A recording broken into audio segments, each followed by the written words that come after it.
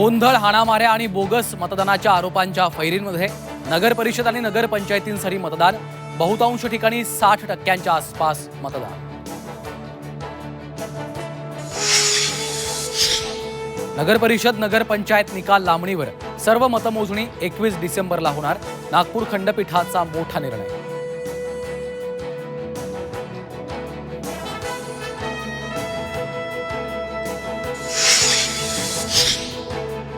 कोर्टाचा निकाल सर्वांना मान्य करावा लागेल. निवडणूक आयोगाची ही सर्व पद्धत योग्य वाटत नाही. कोर्टाच्या निर्णयावर मुख्यमंत्री फडणवीसांचं विधान.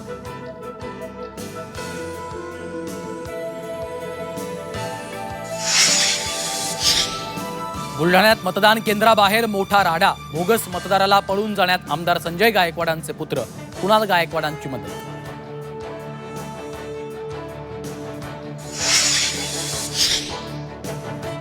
मतदान केंद्रात व्हिडिओ रेकॉर्डिंगसह घोषणाबाजी प्रकरणात शिवसेना आमदार संतोष बांगरांवर गुन्हा दाखल. तर व्हिडिओची चौकशी होणार. मुख्यमंत्री फडणवीसांनी टोचले कान.